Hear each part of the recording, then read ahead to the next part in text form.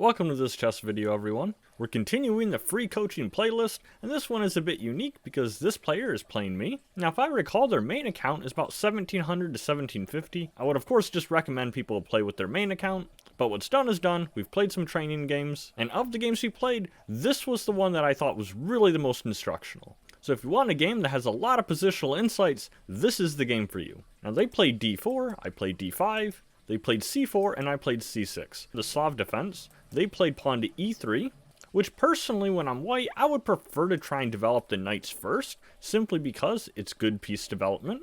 e3 is a little bit more committal, because you may or may not want to play this e3 move. In some variations, you may want to choose e4. So e3 tips your hand a little bit, and it does block in the c1 bishop.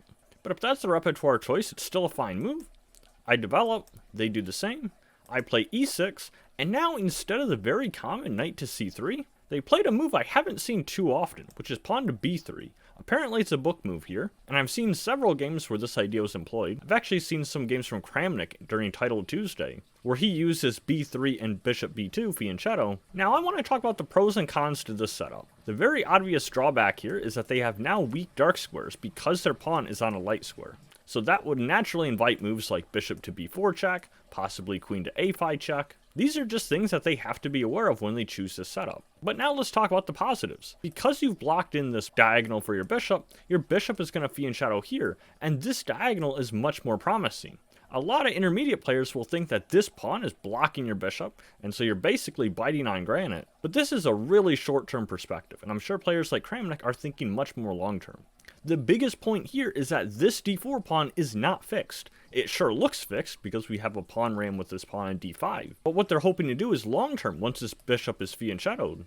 They may play moves like e4, and if I capture, then they may be able to push the pawn, and all of a sudden this diagonal is opening up. It may or may not come at a cost of a pawn, but this could be extremely dangerous, especially when my bishop is developed and no longer defending g7. Now we're still early. I played consistent with my plan, bishop to b4 check.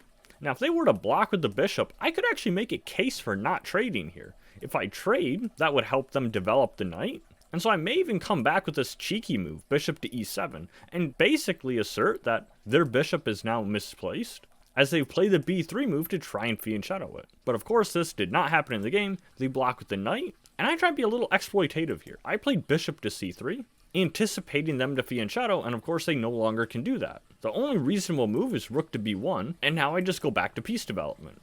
They went bishop d3, which is a good move, but maybe queen to c2 first, and then bishop d3 was a little bit more active, only because the queen to c2 first attacks this bishop. Now because of the placement of their pieces, I see potential tactical ideas with this pawn fork, and so right away I play e5, striking in the center. We have some exchanges on e5, they continue developing, and now I pin the knight, which is the reason that the computer didn't like the knight move originally. Rather than this inaccuracy, the engine liked queen to c2 first, that way there's no pin on this knight. So now the real critical idea is pawn to h3, and where does my bishop go? I generally don't want to be giving up the bishop pair voluntarily, but because they have invested a tempo with h3, and because of a different idea that I had in mind, this is actually the idea I want to go for. So we do trade here, and now here's the idea I had in mind. Bishop back to c3. This check essentially makes them lose castling rights. If they move their king somewhere, they can no longer castle, and if they block with the bishop, then I can just trade, and again they cannot castle. They played king to f1, which is a pretty solid move. Maybe king to e2 is slightly better, then you could get the rook developed behind the king, perhaps connect the rooks that way. But king f1 is a pretty good idea I've seen in similar positions. Maybe this rook will end up on e1 in some lines, and if you're worried about how to get this rook into the game, I actually have two main ways that white can do so. The first one is the obvious, pawn to g3 and king to g2.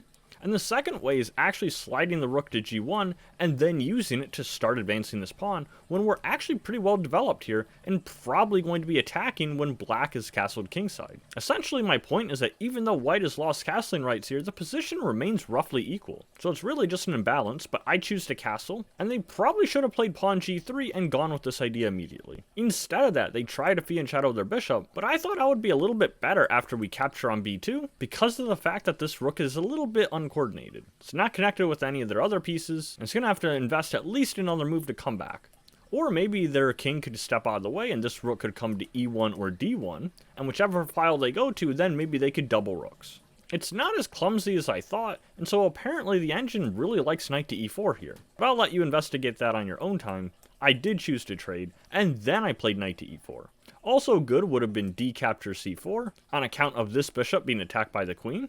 Now it sure looks like this knight is only defended one time and it is attacked twice. So am I dropping a pawn on e4? I'll play the exchange and then see if you can find the reason why it's not. It's a little bit easier to see after I played the first move. They cannot capture here because this would be checkmate in 1. It's not a skewer to win the rook, it's a queen, not a rook, so we do control e2 and that would be checkmate immediately. But this is a pretty high rated opponent, they're not going to fall for that mate in 1 so quickly, so they must keep the queen somewhere along this diagonal. And so they bring it back to e2. And now my plan is to try and control the open file, and this is where we start to see a little bit more positional nuances here. I would really like to get a rook to d8, and probably even double rooks if possible. So I have to clear that square for my rooks. I play queen to a5, and I'm also attacking this pawn, which in some variations might actually be something that ends up winning material. Remember, this rook may have to come back at some point, and the queen can't be tied down to the second rank forever. Now they played queen to c2, which is a good idea, they're attacking this pawn. The engine just preferred coming up to g3 and trying to get the rook into the game. But now, even though the position remains roughly equal for a while, black has much easier play. We're just playing for the open file, and the game almost plays itself. Rook a to d8, they play g3 with the idea we mentioned earlier, and now I want to double rooks, so I go to the outpost, that helps shield the pawn this way. They follow through with their plan, and I do the same. Now, if they weren't careful, I was threatening ideas like this, thanks to the extra defense from my queen. So they didn't want anything to do with that. They played pawn to b4, shut me out with the interference, and now I have a choice here. One option is to try and actually triple on the open file, get both rooks and a queen somewhere, maybe something like this. But we have to keep in mind, the entire point is not just to triple. That looks unnecessarily fancy. The real point of doubling or tripling on open files is to try and infiltrate the opponent's position. There's one word here that really defines the positional idea. In this situation, it is the word infiltration. And so I found another way to try and get my queen into their territory. I played queen to f5 with the not so subtle threat of this check, and it's actually really dangerous. They cannot come back because then this is actually very scary. And so it's pretty natural to try and stop this queen check. They do so with queen to e2, and I decided to use this opportunity to try and triple on this file. I could have also tried h5, which is a little bit more advanced, and then trying to open up their king, but I like how straightforward my idea here is. They play a4, and now here's the only move that I really thought was kind of the wrong plan I had during this game. I was a little bit too ambitious. I thought we're basically going into an endgame, and even though the queens are still on the board, I judged that my king was safe enough. And in an endgame, I want to come up towards the center, and so I thought I could do that here. I anticipated that if I come over here, they would probably try queen to h5, and indeed they did. The point is that my king used to guard this pawn, and so now they're actually threatening to win it. But the reason I played king to f8 was because I had h6 in mind, and I thought this shut them out, but what I had overlooked was that they have queen to c5 check, and now it looks like they're actually winning a pawn against me. So I've kind of made things unnecessarily difficult for myself. Now we're at a split. I can follow through with my plan and try and come towards the center, or I can just accept my defeat and go back towards the corner. Now in this case, I think the only thing you really can do is simply admit that you made the wrong choice and come back. And so that's what I went for. It is too dangerous to have my king in the center. I'll just show if my king went here, that'd be a mistake because queen to e5 check. Notice I don't really want to block because they'll win this pawn. And so if my king moves, they grab the center pawn, ruining the support of this rook. And it feels like white is starting to get a little bit of an edge in this game. So after I safeguard my king, here comes an interesting opportunity. They went with the very natural move of just simply winning material. And I actually don't love this move. Of course, that's consistent with their queen fork they just played. They tried to win material, and generally speaking, if you get free material, then you should probably take it. But remember, the point of queen to e2 was to try and keep my queen out from infiltrating on f3, and their queen stopped my queen from coming to f5. So I just choose to sacrifice that pawn, to almost dare them to take a second pawn. I play queen to f5, and I think most players can see how risky this would be. This would actually be losing on the spot. Queen f3 check, and after here, the very cruel computer calls this checkmate in 10. Rook to d1, and this is a really strong threat. Now if we go back a bit, instead of grabbing this pawn, what they probably should have done was keep their queen to support their pawns, and probably advance with b5. The game is very complicated, but roughly equal.